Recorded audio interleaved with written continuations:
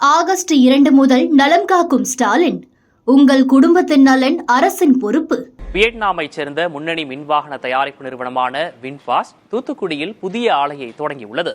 VinFast நிறுவனத்தின் வரலாறு என்ன, ஏன் இந்த முதலீடு தமிழ்நாட்டின் வாகனத்துறை வளர்ச்சியில் முக்கியத்துவம் வாய்ந்ததாக பார்க்கப்படுகிறது என்பதை தற்போது பார்க்கலாம். வியட்நாமின் மிகப்பெரிய தொழில் குழுமமான வின் குரூப்பின் ஒரு அங்கம்தான் வின்ஃபாஸ்ட். 1990களில் உக்ரைனில் நூடுல்ஸ் நிறுவனமாக தொடங்கப்பட்ட வின் குரூப் பிற்பாடு வியட்நாமில் கல்வி, மருத்துவம், ரியல் எஸ்டேட் என பல துறைகளில் கால் பதித்து செயல்பட தொடங்கியது. வாகனத்துறையில் களமிறங்க முடிவு செய்த வின் குரூப் 2017ஆம் ஆண்டில் வின்ஃபாஸ்ட் நிறுவனத்தை தொடங்கியது. 2019இல் அதன் முதல் மாடல் வெளிவந்தது. அடுத்த 2 ஆண்டுகளில் வியட்நாமின் முன்னணி கார் பிராண்டாக வின்ஃபாஸ்ட் உருவெடுத்தது. சொல்லப்போனால் உலக வாகனத்துறையில் வியட்நாமின் அடையாளமாக மாறியது வின்ஃபாஸ்ட்.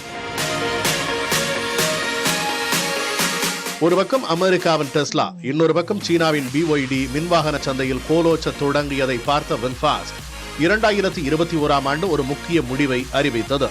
இனி முழுமையாக மின்வாகன கார்களை மட்டுமே தயாரிக்கப் போகிறோம் என்பதுதான் அது.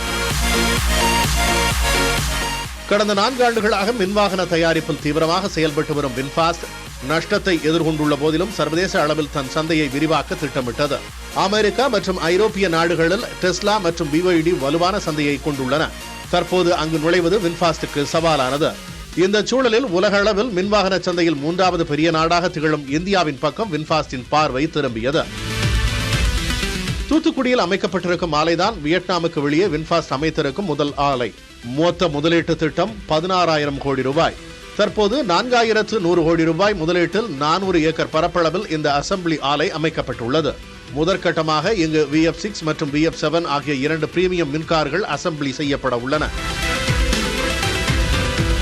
தற்போது ஆண்டுக்கு 50,000 கார்களை அசம்பிளி செய்யும் திறன் கொண்டிருக்கும் இந்த ஆலை படிப்படியாக ஆண்டுக்கு 1.5 லட்சம் வாகனங்களை அசம்பிளி செய்யும் அளவுக்கு விரிவாக்கம் செய்யப்படும் என்று தெரிவிக்கப்பட்டுள்ளது.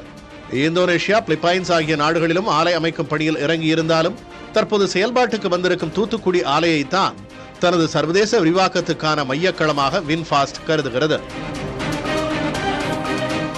இப்போதே இலங்கை, நேபாளம், மொரீஷியஸ் உள்ளிட்ட அண்டை நாடுகளிலிருந்து ஆர்டர்கள் வந்துள்ளன. தூத்துக்குடியில் அமைக்கப்பட்டிருக்கும் இந்த ஆலை தெற்காசியா, மத்திய கிழக்கு மற்றும் ஆப்பிரிக்கா பகுதிகளுக்கான ஏற்றுமதி மையமாகவும் செயல்பட உள்ளது. இந்த வகையில் வின்ஃபாஸ்ட் ஆலை மூலம் தமிழ்நாடு சர்வதேச வாகன உற்பத்தி மையமாக மேலும் வலுப்பெறும் என எதிர்பார்க்கலாம். புதிய தலைமுறைக்காக முகமது ரியாஸ்.